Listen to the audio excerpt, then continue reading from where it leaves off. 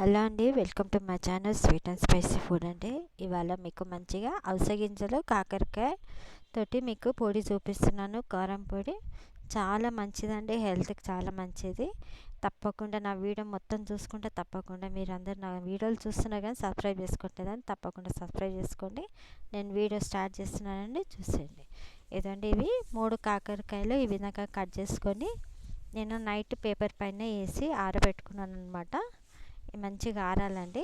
ఇదండి, ఈ విధంగా మార్నింగ్ కల్లా ఈ విధంగా అయ్యిందనమాట. కాకరకాయ మంచిగా ఆరిపోయి ఇది ఆరబెడితేనే చాలా టేస్టీగా అవుతుందండి. అంటే చేదు ఏం ఉండదండి. ఈ పొడిలో చేదు కూడా అసలు ఏం మీకు అనిపించదు. ఇదండి మెజర్మెంట్: 1 టేబుల్ స్పూను జీలకర్ర, 1 టేబుల్ స్పూన్ ధనియాలు, ఇంకా మినపప్పు 2 టేబుల్ స్పూన్ మినపప్పు అండి. ఇది కరెక్ట్ మెజర్మెంట్ చూపిస్తున్నాను. కారం మాత్రము నేను ఈ విధంగా వేసినాను అనమాట. 1.5 టేబుల్ స్పూను కారం వేసినాను.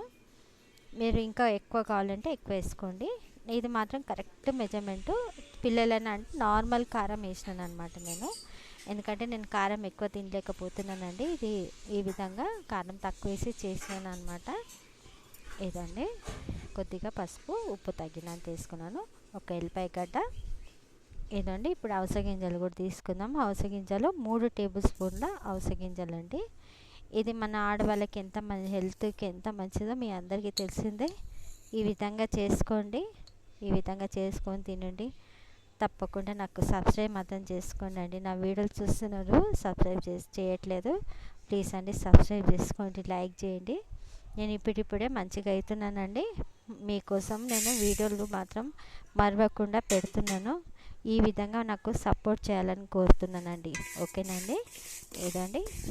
ఏదండి అన్నీ ఫ్రై చేసుకోవాలా.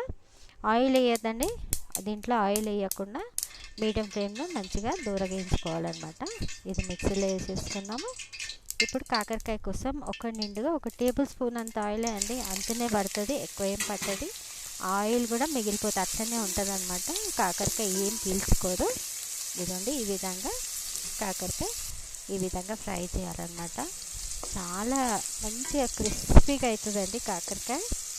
కొద్దిగా ఆయిల్లోనే మీడియం ఫ్లేమ్లో ఈ విధంగా ఫ్రై చేసుకోవాలి. మాడని కదండి, ఈ విధంగా బ్రౌన్గా అయితే చాలు. గట్టిగా క్రిస్పీగా అయిపోయినాయి అనమాట కాకరకాయ. ఇదంతా సైడ్లోకి చేసేస్తూ ఉన్న ఆయిల్ అంతా కూడా మధ్యలోకి వచ్చేస్తుంది అనమాట. 2 మినిట్స్ తర్వాత మనం తీసేసుకోవాలి ప్లేట్లకి. ఇదండి, చూసిరండి, ఈ విధంగా కరకరలాడుతున్నాయి కాకరకాయ. చాలా క్రిస్పీగా అయిపోతాయండి. మంచిగా పౌడర్ కూడా అయిపోతుంది అనమాట. ఎవ్వరికి తెలియదండి మనం కాకరకాయ వేసి చేసినామని. ఈ విధంగా ఇదండి, మిక్సీ జార్లు అవన్నీ పప్పు, ఇంకా అవిసె గింజలు, ధనియాల పొడి, జీలకర్ర వేసేసుకున్నాం కదా, దాంట్లో కారము, పసుపు, ఉప్పు వేసేసుకుందామండి. ఇది మిక్సీ కొట్టేసుకుందాం. ఇప్పుడు మనం దీంట్లో కాకరకాయ ఇంకా ఎల్లిపాయ వేసేసుకుందాం అనమాట. ఇదండి, కాకరకాయ ఇంకా ఎల్లిపాయలు కూడా వేసేసుకోవాలా. నేను ఇది 3 కాకరకాయలు తీసుకున్నానండి, మీడియం సైజు 3 కాకరకాయలు తీసుకున్నాను. ఇదండి, ఈ విధంగా పొడి అయిపోయింది. చూసిరండి, కాకరకాయ ఎక్కడ కూడా కనిపించదండి.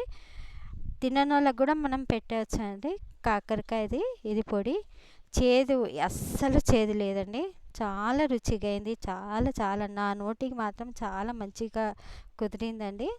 నా నోరు ఏం బాగాలేదండి, ఒంట్లో బాగాలేదు కదా, నా నోరు ఏం బాగాలేదు. నేను ఈ విధంగా పొడి చేసుకొని తింటున్నాను అనమాట. థ్యాంక్ యూ అండి. నా వీడియో చూడండి, సబ్స్క్రైబ్ మాత్రం చేసుకోండి.